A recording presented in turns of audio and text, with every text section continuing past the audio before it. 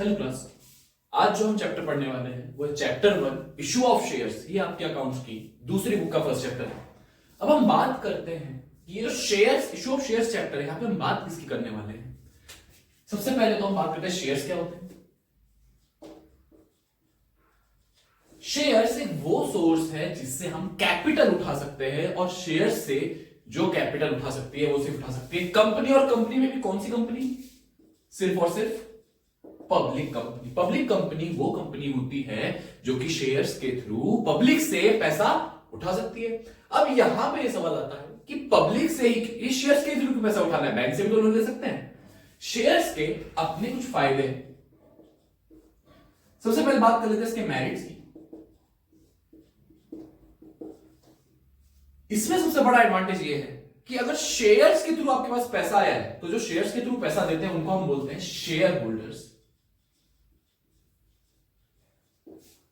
ये जो share holders होते हैं, बाई चांस अगर कंपनी की एक सिचुएशन मान लेता हूं लॉस हो गया है, अगर कंपनी को लॉस हुआ है तो कंपनी को इनको कुछ भी पेमेंट देने की जरूरत नहीं है। अगर बाई चांस यहां पे बैंक का लोन लिया होता और कंपनी को लॉस हो गया होता तो इधर कंपनी को तो भी इंटरेस्ट पे करना पड़ता, पर शेयर्स के केस में ऐसा नहीं है। शेयर्स के केस में जो भी शेयर्स के थ्रू पैसा आया है, बाई चांस कंपनी को लॉस हुआ है तो कुछ भी पे करने की जरूरत नहीं है। और एक और एडवांटेज ये है, अगर प्रॉफिट हुआ है तो कुछ पे करने की जरूरत है क्या? शेयर होल्डर्स को जो भी हम पे करते हैं वो होता है डिविडेंड। जैसे हम लोन पे इंटरेस्ट पे करते हैं वैसे ही शेयर होल्डर्स को हम डिविडेंड पे करते हैं शेयर्स पे। तो क्या अगर प्रॉफिट की सिचुएशन है तो डिविडेंड पे करने की जरूरत है? नहीं। कंपनी की मर्जी है, उसकी अगर डिविडेंड देने की इच्छा है तो देगी, वरना नहीं। तो यहां पे अगर प्रॉफिट भी होता है तो भी शेयर होल्डर्स को डिविडेंड देने की जरूरत नहीं है। यहां पे बेसिक चीज थी। यहां पे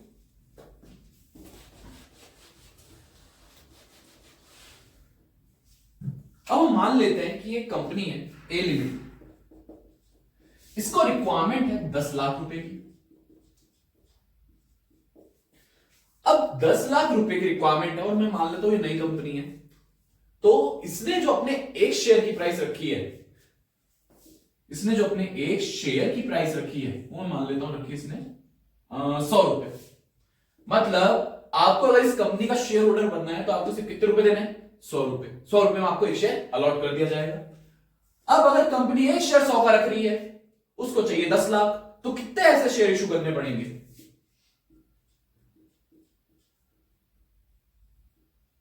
तो यहां पे कंपनी को एटलीस्ट 10,000 इक्विटी शेयर्स इशू करने पड़ेंगे। शेयर्स के भी दो टाइप होते हैं, एक होता है इक्विटी शेयर, एक होता है प्रेफरेंस शेयर। अभी हम सिर्फ इक्विटी शेयर की बात करने वाले हैं यहां। तो कंपनी को 10,000 शेयर इशू करने पड़ेंगे 100 रुपए के, तब जाके कंपनी के पास आएगा 10 लाख रुपए। पर ऐसा नहीं, कंपनी की इच्छा है या तो वो 100 रुपए एक साथ मांग लेगी या तो 100 रुपए इंस्टॉलमेंट में मांगेगी। जो इस चैप्टर में आपको क्वेश्चंस आने वाले हैं वो इंस्टॉलमेंट के होने वाले हैं मोस्टली। जैसे हमने यहां पे एग्जांपल लिया, शेयर की जो वैल्यू थी वो थी 100 रुपए की। कंपनी 100 रुपए चाहे तो इंस्टॉलमेंट मांग सकती है। कंपनी सबसे पहले जो इंस्टॉलमेंट मांगती है वो मांगती है एप्लीकेशन मनी। मैं मान लेता हूं ये 100 रुपए में से कंपनी ने जो एप्लीकेशन मनी मांगा है वो मांगा है 25 रुपए का। अभी एप्लीकेशन मनी क्या होता है?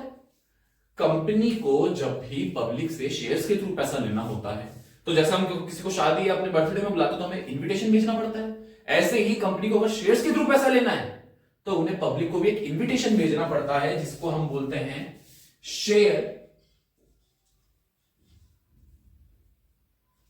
प्रोस्पेक्टस। शेयर प्रोस्पेक्टस क्या होता है? याद रखना, एक नंबर में आ सकता है क्वेश्चन। शेयर प्रोस्पेक्टस वो इन्विटेशन है जिसके थ्रू कंपनी पब्लिक से पैसा उठाती है। ये प्रोस्पेक्टस होता है 400-500 पेज का। पर क्या नॉर्मल पब्लिक पढ़ सकती है? नहीं। कंपनी उसमें 15 पेज की पूरी एक समरी देती है, जिसके हिसाब से जो भी पब्लिक है वो उसको पढ़ के अपना डिसीजन ले सकता है कि भैया कंपनी में इन्वेस्ट करना है या नहीं। उसके साथ एक एप्लीकेशन का फॉर्म होता है। हम कहीं पे भी अगर एडमिशन लेने जाते हैं तो हमें एप्लीकेशन का फॉर्म भरना पड़ता है और एप्लीकेशन का अमाउंट देना पड़ता है। तो जो शेयर होल्डर्स इंटरेस्टेड हैं वो एप्लीकेशन फॉर्म भरते हैं और अपना एप्लीकेशन अमाउंट साथ में दे देते हैं, ये शो करने के लिए कि हां हम शेयर होल्डरशिप के लिए इंटरेस्टेड हैं। और यहीं पे एप्लीकेशन के बाद जो दूसरी इंस्टॉलमेंट कहलाती है वो कहलाती है अलॉटमेंट। अभी अलॉटमेंट का मतलब क्या हुआ? आपने एप्लीकेशन में अपना इंटरेस्ट तो शो कर दिया कि हाँ भैया हमें भी आपका शेयर होल्डर बनना है, पर अब ये कंपनी का डिसीजन है कि आपको शेयर होल्डर बनाना है या नहीं।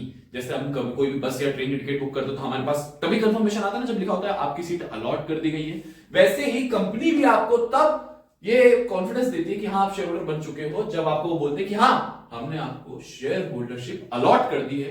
अब जब हमने आपको शेयर होल्डर बना दिया तो आप इसका भी पैसा दो। तो मैं यहां पे मान लेता हूं अलॉटमेंट है 30 रुपए का। अब जहां आप शेयर होल्डर बन गए हो उसके बाद कंपनी और इंस्टॉलमेंट में पैसा मांग सकती है। अलॉटमेंट के बाद जो भी कंपनी इंस्टॉलमेंट मांगती है उसको बोलते हैं हम कॉल्स मनी। तो पहली कॉल को बोलते हैं हम फर्स्ट कॉल। फर्स्ट कॉल में मान लेता हूं 25 रुपए का वापस। तो यहां पे अगर मैं बात करूं तो फर्स्ट कॉल पे ही कंपनी चाहे पूरा पैसा मांग सकती थी, पर मैक्स टू मैक्स कंपनी जा सकती है यहां पे सेकंड कॉल तक। 25, 23, 55, 55 और 25, 70। तो यहां पे सेकंड कॉल मनी हो गया अपना 30 रुपए का। मतलब नहीं 30 का नहीं होगा, ये हो जाएगा 20 रुपए का। तो इधर अगर हम इन सबका टोटल कर ले तो ये कितने हो गए एट लास्ट 100 रुपए। तो कंपनी 100 रुपए को मांगने के लिए इंस्टॉलमेंट सकती है। कंपनी चाहे तो एक साथ पैसा पूरा ले लेगी, कंपनी चाहे तो फर्स्ट कॉल तक पूरा पैसा निपटा देगी, कंपनी चाहे तो सेकंड कॉल तक सारा पैसा निपटा लेगी। जो भी कंपनी की आखिरी अमाउंट आखिरी कॉल होती है उसको हम फर्स्ट हम उसको बोलते हैं फाइनल कॉल। जैसे यहां पे अगर फर्स्ट कॉल पे आखिरी पैसा ले लिया होता तो इसको हम बोलते हैं फर्स्ट एंड फाइनल कॉल। अगर सेकंड कॉल पे पैसा ले लिया होता तो हम इसको बोलते हैं सेकंड एंड फाइनल कॉल। अब यहां पे जो क्वेश्चन बनता है वो कुछ इस प्रकार बनेगा।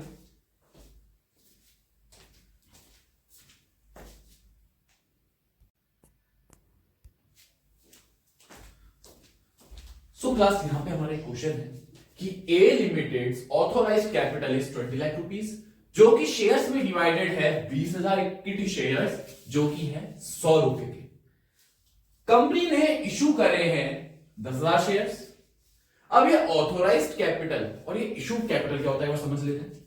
ऑथोराइज्ड कैपिटल का मतलब वो कैपिटल जो कि कंपनी की लिमिट है, वो शेयर्स की लिमिट जिससे कंपनी एक साल में इतना मैक्सिमम पैसा उठा सकती है। फॉर एग्जांपल इस केस में अगर बोला गया है कि कंपनी 20 लाख रुपए उसकी ऑथोराइज्ड कैपिटल है, इसका मतलब क्या है कि 20 लाख उसकी लिमिट है और वो इस लिमिट से ज्यादा पैसा नहीं उठा सकती। तो क्या इस लिमिट से कम पैसा उठा सकती है? हाँ बिल्कुल। इस केस में जो कंपनी पैसा उठाना चाह रही है वो उठाना चाह रही है 10,000 इक्विटी शेयर्स का, और एक शेयर की प्राइस हमें यहां पे दिया गया है जो कि है 100 रुपए। तो कंपनी कितने रुपए उठा रही है? 10 लाख। तो ये जो 10 लाख उठा रही है इसको हम बोलते हैं इशूड कैपिटल। मतलब एट प्रेजेंट मोमेंट कंपनी कितना पैसा उठा रही है उसे हम बोलते हैं इशूड कैपिटल। कंपनी की लिमिट कितनी है पैसा उठाने की उसको हम बोलते हैं ऑथोराइज्ड कैपिटल।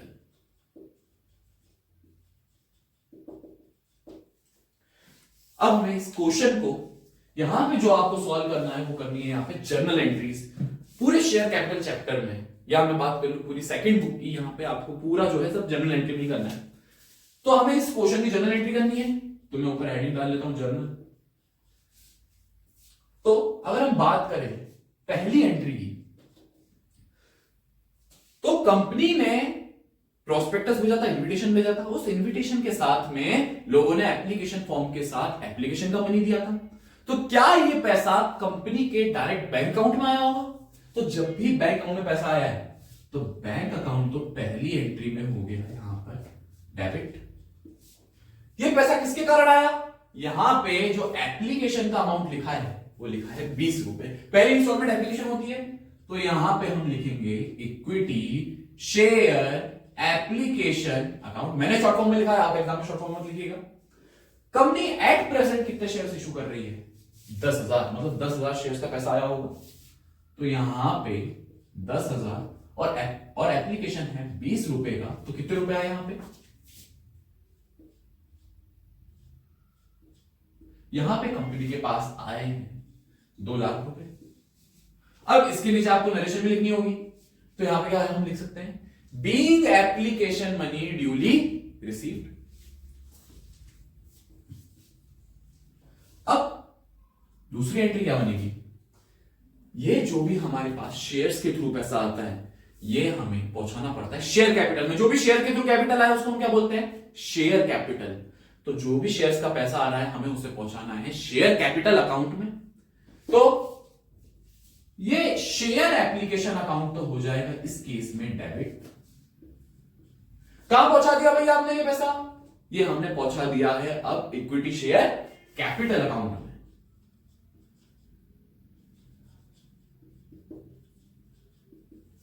ठीक है, कितना पैसा आया था? यहां पे आया था 2 लाख और 2 लाख। अब हम बात करते हैं तीसरी एंट्री की। एप्लीकेशन के बाद जो भी पैसा आता है वो आता है अलॉटमेंट का। अलॉटमेंट का पूरा मतलब बता देता हूं मैं कि अब आपने तो एप्लीकेशन भेज दिया है, अब हम आपको बोल रहे हैं कि हाँ आपको हमने शेयर होल्डर बना दिया है, हमने आपको शेयर होल्डर की सीट अलॉट कर दिया, अब आप हमें पैसे दे दो। तो ये अब हमें लेना है अलॉटमेंट का पैसा। अब लोगों ने शुरुआत में तो पैसा आगे से दे दिया, पर अब क्या आगे से पैसा देंगे? बिल्कुल नहीं देने वाले लोग। तो हमें लोगों को बोलना पड़ेगा कि भैया आपकी इंस्टॉलमेंट आ गई, आप पैसा दो। तो इस चीज को हम बोलते हैं ड्यू करना। तो हमें अब ड्यू करना पड़ेगा कि लोग सीधे सीधे पैसे नहीं देने वाले। हमें पैसा रिसीव करना है यहां पे अलॉटमेंट का। तो हम लिखेंगे equity share allotment account debit. कहां पहुंचाना है ये पैसा हमें? To equity share capital account. ये होती है ड्यू की एंट्री। ड्यू की एंट्री में हमेशा शेयर कैपिटल अकाउंट क्रेडिट होता है। कितना रुपए देना भैया? 10,000 शेयर इशू कर रहे हैं और यहां पे अलॉटमेंट है 30 रुपए का। यहां पे अलॉटमेंट मनी 30 रुपए का है, तो 10,000 शेयर का पैसा लेना है और अलॉटमेंट 30 रुपए का है, तो ये कितने हो गए? 3 लाख रुपए।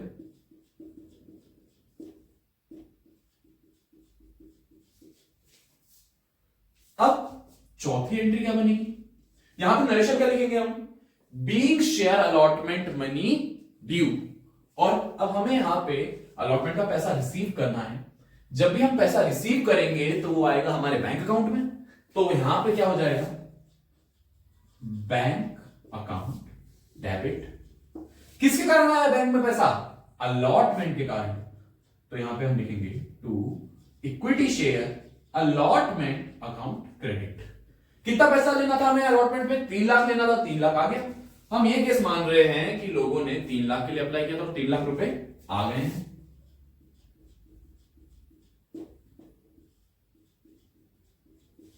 अब ऐसे ही आखिरी यहां पे जो इंस्टॉलमेंट है वो है फर्स्ट कॉल।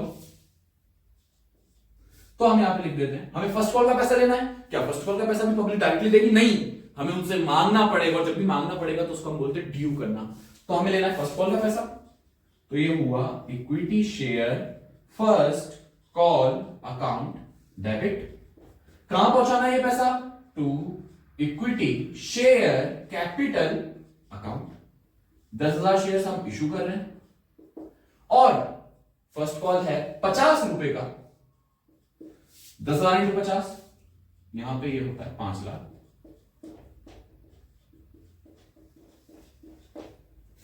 अब हमने ड्यू तो कर लिया, पर हमें इसको क्या करना है? रिसीव।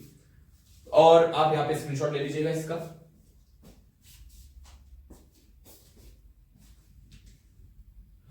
तो चलो, अब हमने यहां पे फर्स्ट कॉल को ड्यू करा है। अब हम फर्स्ट कॉल का पैसा रिसीव कर लेते हैं। मैं यहां पे पहली एंट्री मिटा देता हूं।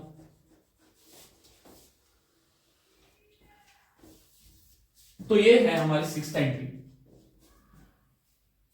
अब जब भी हम पैसा रिसीव करेंगे तो वो आएगा हमारे बैंक अकाउंट में।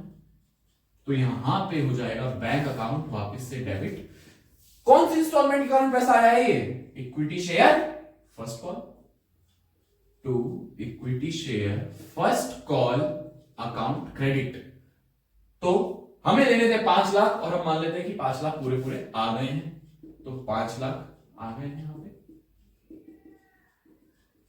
और क्या ये फर्स्ट कॉल आखिरी इंस्टॉलमेंट थी? तो हम इसको और क्या बोल सकते हैं? जो भी आखिरी इंस्टॉलमेंट होती है उसको हम फाइनल कॉल ऐड कर देते हैं साथ में। तो हम इसको बोलेंगे to equity share first and final call. जो भी आखिरी इंस्टॉलमेंट होगी उसको हम बोलेंगे फाइनल कॉल। सेकंड कॉल भी तो second and final, first and final.